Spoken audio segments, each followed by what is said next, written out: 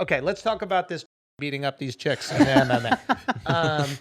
Feelings, no facts. Feelings, no facts. Yeah, we're going feelings, no facts, because it's already to the point where I just want to throw away everything. Okay? I want to throw away everything. We're at the point where it's like, what's the point of a career? Let's just make it all explode. Okay? Let's just go down. Let's go down in a ball of flames. Okay? No, but let's talk about it. This is an interesting story because these things keep on popping up and nobody seems to want to address it. And you know who they never ask how they feel about this? Or maybe they do. We just never hear. We always hear about like these like right-wing pundits are always talking about it. The left wing doesn't really say anything because they know that it's fucked up, but they can't really be anti-trans. So the right-wing guys use it as a way to like kind of push back against trans rights, I think. It's kind of like a convenient And push back against overcorrection, I think, more so. What does that mean? They're pushing back against what they feel is like the PC movement overreaching. And this is the one that they think they have the easiest time arguing because it kind of also flips their feminism argument against them. Yes, and it's like if you have a trans woman in the women's bathroom, that's enough for conservatives to go, yo, this is fucked up. But liberals will be like, you have to respect her as a woman. She just go, you as the bathroom as a woman, it is what it is. Once you get violence into the equation, right? Then all of a sudden there has to be a little bit of pushback. Like, do you want these bitches being beat up by a dude who's like an ex-Navy SEAL? Right. Like the dude was literally ex-military. Yeah. There's a picture of him before he transitioned where he's looking like fucking Gordon Ryan, dude. Do you know who that is? The jiu-jitsu dude? Yeah. The jiu-jitsu goat. The guy was fucking stacked when he was a dude. Transitioned to the chick, still in pretty good shape, but there's an image of him choking the fucking shit out of this girl. Yeah. So what I'm curious about is what the girls that are fighting these trans women think. Yeah, Like, I would love to hear that. That's all I want to hear. I just want to hear the girls. Like, do they look at it as a challenge? Are they really willing to test their fighting skills? Are they going, I'm a martial artist, it doesn't matter who you put in front of me? Are they going, you know what I'm saying? I actually watched a CNN interview. This was a few years ago. It was probably like 6 or 7 years ago now. The Fallon Fox story, probably? The Fallon Fox fighter. Someone that fought Fallon Fox that was like, like the CNN reporter was just kind of asking about the fight. And they were like, it was good, like good competitor, blah, blah. And started trying to bait the conversation into a trans issue. Yeah. Where the fighter didn't really seem like she was interested in talking about trans fighting. Yeah. And then kind of got like baited into it and then like kind of misspoke and was afraid of getting canceled. I think if you're a high-level competitor, you're just thinking, I don't care, I want to fight them, and I'm not going to have any excuses. Well, you could talk to me all you want about bone density and all this advantage that person might have had from 30 years of being a male genetically, or whatever, sexually, whatever. But I don't want, I just see that as competition, and I should win, and that's it. There's also a weird steroid I think thing. A competitor might be like, let's not even let that shit, that is an excuse, enter into my mind. Win or lose, I win or lost, and that's it. A high-level competitor might be like, fuck all the excuses, let's just go. Because I'm sure the rules are the same as the Olympics, where like they just got to make sure that your testosterone is within a female range. Right. Right? So if we're basing your strength and ability strictly on testosterone, which I think is unfair because there's probably other things that go into it, but it's like a testosterone estrogen level, right? That's what makes you quote unquote female or be able to compete with these females. I just don't subscribe, and maybe it's my sexism. Like, I don't care if I'm a dude that has no testosterone in my body at all. Like, no girl's gonna beat me up. Like, even if she's got testosterone, right? Like, I know that's sexist to say, but I believe it's completely unfair. Well, this is where it gets weird because there's a steroids thing that happens. Okay. Where a lot of these fighters, men and women, are on steroids. Oh, yeah. So they're like, yo, do you want to fight a trans woman? And they're like, okay, yeah, it's the same weight class. Like maybe they got more muscle, more bone density, whatever. But their estrogen is higher and their testosterone is lower. And I'm on fucking testosterone. So don't start testing testosterone because my testosterone is crazy. Or like I had to cycle in the off season and then I got off it and started using beta blockers, whatever the fuck. You're saying like, the female competitors. Yeah, exactly. Right. Are on the steroids. So, and in a weird way, female. Or like, the genetically female ones. So in a weird way, it kind of exposes testosterone use in female athletes or female MMA fighters, at least, because they're like, well, fuck, don't test the for testosterone because it's going to expose me that I've been fucking cheating as well. And then on top of that, they're like, I think you got to measure clits. I think it's got to be dick or clit, has to be in like the 1 centimeter to 3 centimeter range. Yeah. And then you're good. But if you have like a full cock, like if you're just all like foreskin, if that's all that's left, like your actual like phallus has just kind of shriveled away, I think you can compete with women. Yeah. I'm okay with just that. like a hand and like a pantyhose kind of thing. Yeah. Just real floppy. Yes. Like if you turned like a Smurf upside down, like those hats that they have. Yeah. Or am I thinking of a Keebler elf? You're thinking of a Keebler elf. Keebler elf. Yeah, just that. If that's it, I think you can go. But micro penis? Yeah, I guess. I don't Unerect. know. Oh my God. Talking about micro. And then we get back to the story real quick. You know how like dwarfism is a thing and gigantism is a thing, right? Gigantism we've all heard of, right? Has there ever been a dwarf with gigantism? I don't think you can. Maybe one of us. Dwarfs tend to have. No, because they'd have that same body. It would just be fucking like huge. A giant toddler. Yes. Oh. Dwarfs tend to have small hands but big head. I don't know. Small legs, small arms. Yeah. Because I don't think that things are opposite. I think they're two different diseases, and they're just so rare that Oh my God. you almost never see. Please tell me there is one right now. Adam Rayner. Get the fuck out of here. 1899 was the only person in recorded history to have been both a dwarf and a giant. Are there pictures? Yeah. Holy shit. That's wild. So his adult height was 4 foot 10 inches, Oh. but That's was the gigantism. a dwarf. So it was supposed to be 2 feet. No, I think anything under 4'11" is considered a midget. Yeah. This was wait. Oh, hold on. Oh no, 4 foot. No, he was a regular adult. Oh, he ended up reaching a height of 7 foot. Holy shit. Does the body look like a midget still? Kind of. Mark, please put this on. I'm putting up a pic. Whoa. That's wild. No, that's just a regular guy. He's a dwarf. He got them V lines. Dwarf. He got them V's going. Something's going on with his face, dude. Fucking chimney sweep. Okay, back to the what's it called, the fighter thing. What is your? So I read about this particular fighter, and this is where I have a little more empathy or sympathy or whatever the word is for her. This trans is because she came out in 2003 as trans. Before there was a big PC movement, and we were all pretty fucking closed-minded about this stuff. She was like, "Yo, I'd like to have the surgery." Her parents said no, so she ended up like going to war as a male, then had PTSD, all this shit, and still wanted to do the surgery. So this is like. Sometimes I think you can question their motives. Like, what are you just trying to fucking compete and win? And where He's you just know trying you to beat can girls win. up. Yeah. You know how like Dexter found a way to kill people? Right. He's like, I'll just kill bad people because I need to do it. Right. Like if you're a guy who just needs to beat women up, Yeah. then you transition to a woman and then compete in female MMA. And I don't think this is one of those cases because you made them stay a man and they went to fucking war. They're like, yo, I just whatever. Yeah.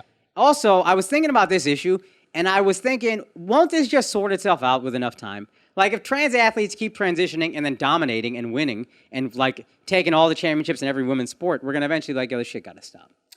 Yeah, it's like Shaq made you change the rules of basketball. Exactly. Right? So there's going to be like a girl. So we're going to do this every time, Shaq. and I get it. But if you step back, can't you just be like, this will take care of itself? This is one of those problems that you just let it go, and eventually everybody will be like, yo, it's too far. The only issue is if it was regular sports, I think that people don't care enough about female sports. Most female sports, there's a few, but like people don't care enough about female sports to really like make the adjustments or the changes. Well, people within the federations do. Pardon? If you're leading the women's UFC federation or the women's MMA federation, you care enough about women's sports, you would adjust it. Yeah, but like in general, like I don't think that like female sports outside of like maybe like tennis don't drive enough revenue for there to be like real change. Right. Female sports for the most part on the professional level it sounds fucked up to say it, but it's more of like a charity case. It's like the NBA is going to front the money for the WNBA. It's not a profitable business endeavor, but it's the right thing to do so we can get more women into the sport. And maybe the NBA is looking like, hey, look, if women are actually into the WNBA, that means they're definitely going to be in the NBA as well. And then we can double our market share by getting the other half of the population to care, right? If this was happening to men's sports, if women were better than men and they were coming in and affecting the game, please realize that this would be changed immediately. Right. In a fucking heartbeat. So maybe you're right. Maybe it sorts itself out when it enters the UFC. Right. Maybe it's sort like when Amanda Nunes gets knocked the fuck out by some guy who used to be a fucking Navy SEAL. Right. Then all of a sudden we go, what is happening over here? But Fallon Fox lost. Yeah. Right? A girl beat her. Right. You know, so I don't think you see that change that it hits the highest level. I think the only tricky thing is, Akaash, is that if this was if this was any other sport where they don't actually get like hurt and potentially killed, I think it'd be okay to just let it sort itself out. Right, this is a violent sport. One girl could die, man. Yeah. The weird thing I see is every time this story hits the news cycle, it's either the media talking about it or men. Right. I never really, women have to speak up. Yeah, I would be curious how it's like, until women speak up, we're not going to do shit. And what do you think the hesitation is? They have the pushback of saying, hey, I don't want to compete against trans, but they're so progressive. So the liberal women want to include trans women in what it is to be a woman, but they are also scared of excluding them and competing against women. Yeah. So they're just quiet. Yeah. And since it's not happening at a large scale, like there's so few trans people in general, there's even less that are competing in sports and even fewer that are competing even close to the highest level. Right. You know what I mean? It's like having a fucking UFC champion from like British Samoa. Right. Mm-hmm. It's just so hard. And that's why men care about it, because we're like, nah, shit gotta be fair. Yeah. So we're not even watching the fucking trans fight, but we're just like, nah, that shit don't sound fair. And we care about that shit. If we're going to look at ourselves in the best possible way, like, I don't think we like to see women get their ass kicked by guys. That's also true. Like, but I don't know. I don't know why death is the inhibiting factor if that's an outcome in any UFC fight or any MMA fight, right? Like, death is always on the table for any fight, right? This guy could be at a genetic advantage or whatever. But if they're the same weight class, how different is it?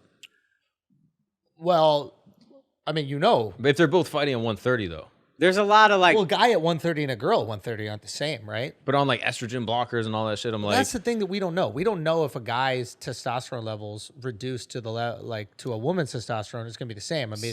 So what she said is, I can't bench as much as I used to. I went from running a 6-minute mile to a 9-minute mile now. I think she used to bench like 350 as a male, and now she's at like 185 or whatever. So she said it affected her performance. There's a video you linked us to, and the guy was using all kinds of terms I don't fucking understand. But he basically said... He said bone density, a bunch of other things are going to come into play just from having been a male for 30 years. Yeah. That just reducing testosterone isn't going to take away. Right. You're still going to have all these other secondary advantages. Right. And can't the woman choose to take the fight, though? Yeah, of course they can. Of course they can. But, yeah, I mean, look, there's other factors that go into that. Like, they want to make a living. They want to do right by the promotion. They're contractually obligated to take fights. And if they say no, then maybe the promotion looks down on them. The promotion is also selfishly going, hey, if we have this fight here, the whole world's going to be talking about it, and we're going to get named in it, so they're probably not looking out for that girl as much. Yeah. But even going back to like the testosterone numbers, like, have you ever had like an old man like grab you? Yeah, they got old man strength. Old man strength is a thing. It's a real thing. We all know this, right? Like that old man, like offensive line. This guy at the football. YMCA was like 60. Like smaller than any of us that were there, and lifting way more than any of us. Yeah. And even guys that aren't exercising, like just grandpa that just grabs and holds you. He's got fucking cuts in his fingers who haven't healed for like 20 years. Like that guy's testosterone levels are super low. Like you get older, I think naturally your testosterone goes down. That's why they do TRT, right? Testosterone replacement therapy. And people start that even earlier. Shit, I know people that are on fucking TRT and they're in their late 30s, right? So I think Dax Shepard is on it. Dax is on it. There's a lot of famous people on it. So it's like, if those testosterone levels already dip, but them old man still got that fucking strength, like, no grandma's ever grabbed me and I was like, damn, shit. Yeah. The fuck? All right, all right, happy birthday. All right. I'll come around more often. Yeah. Right? So there's got to be something else besides just testosterone and weight that's giving a guy an advantage in a fight with a girl. Right. And that's where I think the issue is, to answer your question. And what are those things? Is it just muscle? Like maybe bone density? The bone density thing. I don't know. Like, we need a science nerd to come on over here, but we never had to cross this, bridge because everybody kind of was on the same fucking page. Like, we're like, all right, the reason why we have two different sports, we don't let girls compete. It was really generous of us to be like, hey, don't play in our league because we'll fucking destroy We still want y'all to play. But we still want you to play. Playing is fun. Have your own league. Yeah. So let's create some rules so you can play. If Amanda Nunes wanted to fight a guy in the same weight class or whatever, and they were both like, yeah, let's fight, would anyone care? I think there'd be a lot of people that were not happy with it. There is someone who's trying to do this. Some little UFC fighters, dude is trying to fight a big girl. I forget. Somebody DM'd me about this a while ago. Oh, yeah. I don't know if it's going to happen, though. They keep promoting it as if it's going to happen, but I don't know. You don't have a problem with Nunes fighting a dude? If they were an MMA fighter, like if she was fighting another elite MMA fighter, I'd have a problem. If she was fighting like a random dude off the street who thought he could beat Amanda Nunes, get your ass beat, buddy. Yeah. Good luck. Yeah, but if she challenges another MMA fighter, I'd be fine. I wouldn't want it. I just don't like. She's just dominating everybody. All of her competition is like, yo, I need some more comp. Fam, I don't even like seeing women fight. Like, it's gross to me, dog. I'm with you. Wait, how they look or how they fight? I don't like Which it, one? man. Say what?